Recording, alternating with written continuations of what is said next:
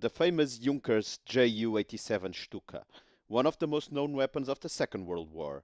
It's virtually impossible to talk about the greatest conflict in history without looking at it. But what made it famous?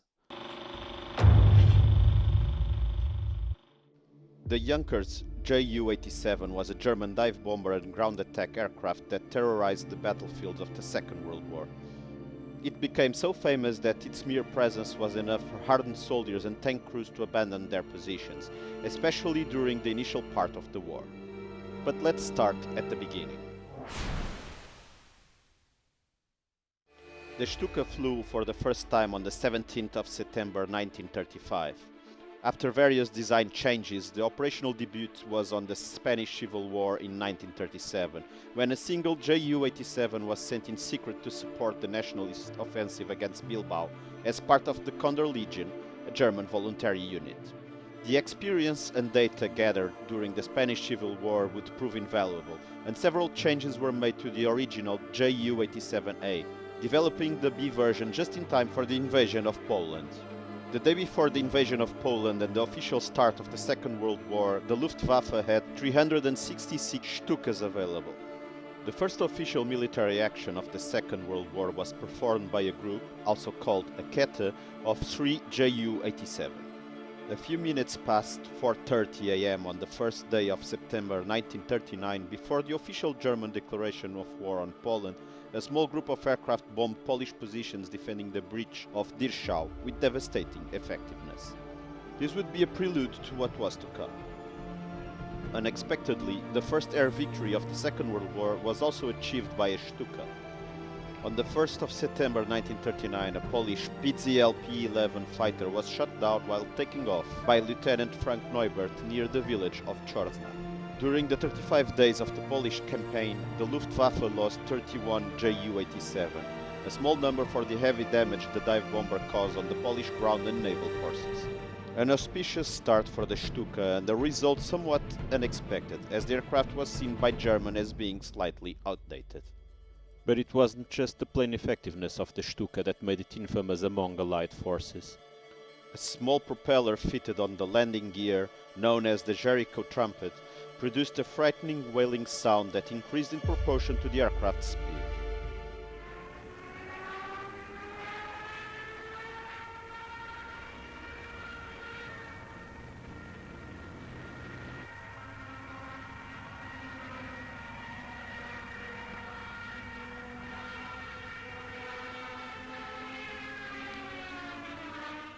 This siren would be a mark of the early war, and its sound was enough to break hardened soldiers, who would on occasion abandon their positions and equipment anticipating a Stuka strike. In addition, the dive bomber had several innovations incorporated, such as a sort of rudimentary autopilot that leveled the plane automatically after its bomb payload was released.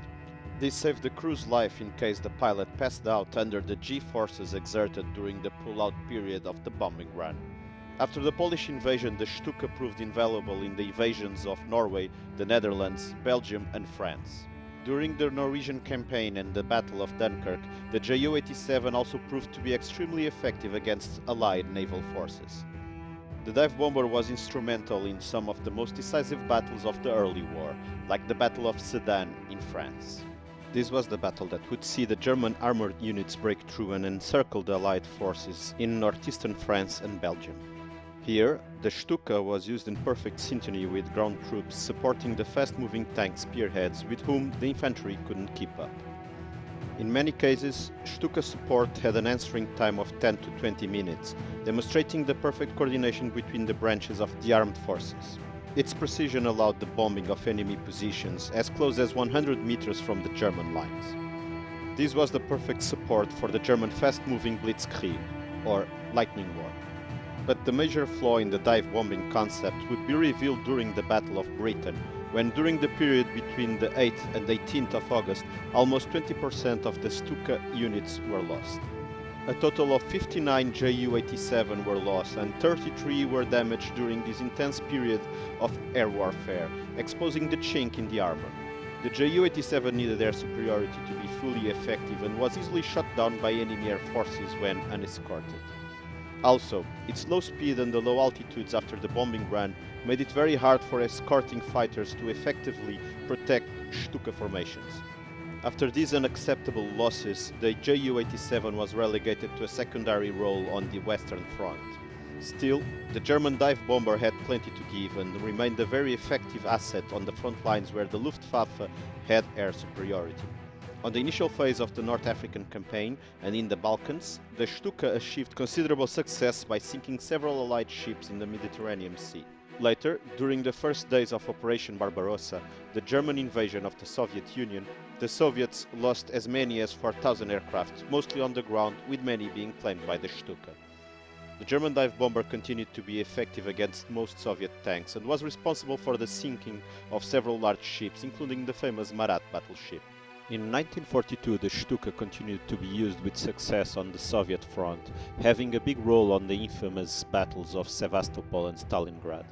Stuka formations flew an average of more than 500 sorties per day during the Battle of Stalingrad, and losses were mild, with an average of only one Ju-87 lost per day.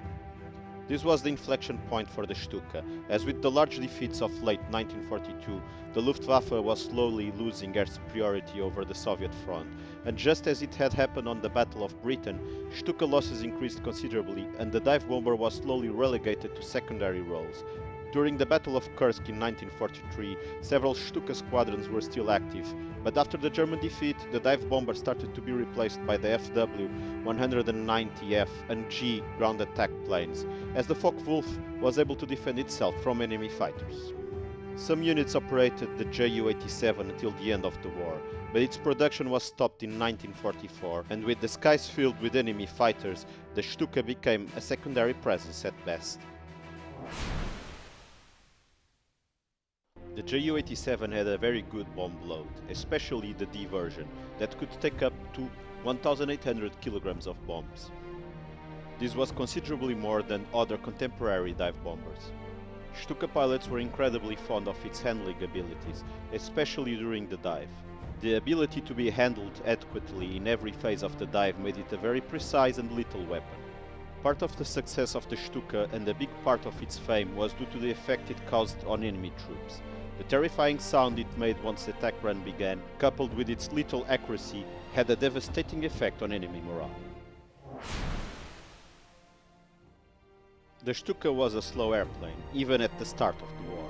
This made it hard for fighters to adequately defend it. Although it was slow in level flight, it had a good dive speed. The dive bomber was vulnerable by design. After the dive, the aircraft would be in a dangerous position, being at low altitude. Many Stukas were downed by AA fire, and it was even worse when they were intercepted without air cover. At the start of the war, the Stuka model was already becoming outdated. As a good replacement dive bomber never came up, the Ju-87 was used through the entire war, although it was replaced by close air support aircraft like the FW-190 towards the end. The Stuka had only a few meaningful changes during the war. The main versions were the ones that follow. Ju-87A. The Ju-87A1 was the initial production version. It was able to carry a single 250 kg bomb or a 500 if it didn't bring the rear gunner. It had two wing-mounted 7.92mm MG-17 machine guns and a rear-facing 7.92mm MG-15 in the back of the cockpit. Its UMO 210D engine could produce between 610 and 730 horsepower, which made it underpowered. It started being replaced by the B version before the war began. Ju-87B. The B1 version was the first to be mass-produced. It incorporated several improvements, such as a more powerful engine in the format of the UMO 211D that could develop 1,200 horsepower. The increased power allowed it to take a 500 kg bomb without having to cut on the gunner. It was the first version to incorporate the Jericho trumpets. It was produced until March 1940. Ju-87R. This version was similar to the B, but with a reduced payload to carry two fuel drop tanks. This gave it an increased range that was essential for maritime operations. Ju-87D. The D1 version was a complete revamp of the design. A new engine was fitted, improving the nose and cockpit aerodynamic qualities. The new UMO 211J engine could develop 1,400 horsepower, and this allowed the aircraft to almost quadruple the payload that it could take.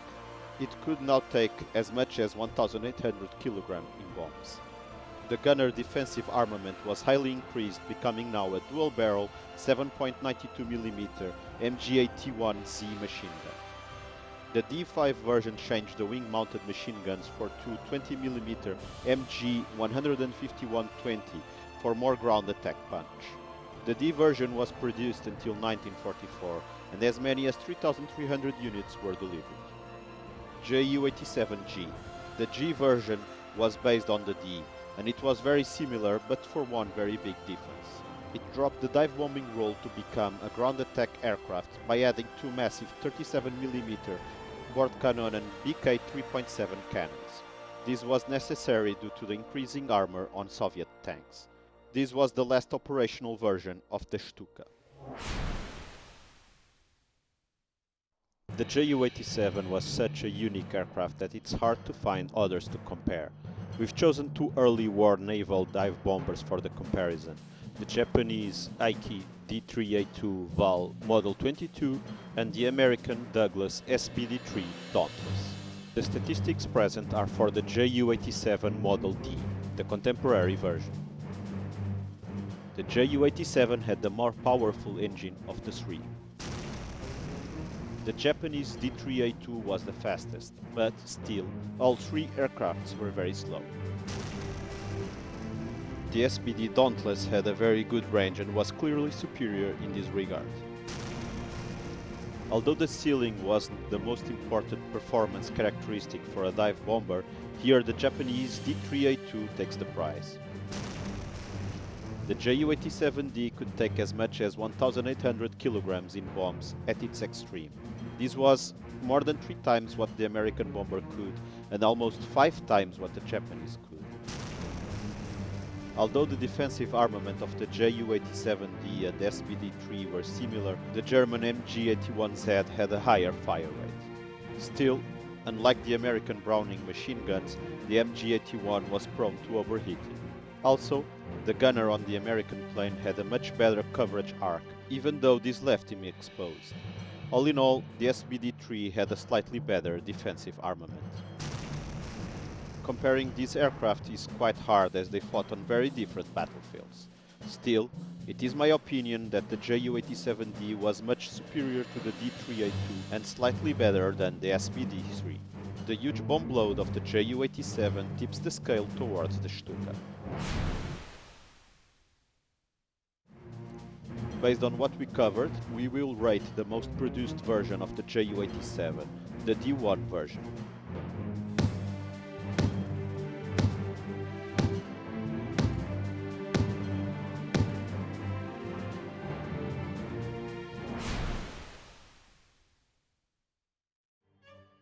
This image is a perfect depiction of how a Stuka bombing run looked like. The crew would start the run anywhere between 10,000 and 50,000 feet. After overflying the target, the plane would be inverted. This was done to avoid negative Gs, to which the human body is much more susceptible, and to avoid flooding the engine. The pilot would activate the dive brakes and pull the control column to achieve an approximate 70 degrees dive angle. The design could easily handle a full 90 degrees if needed.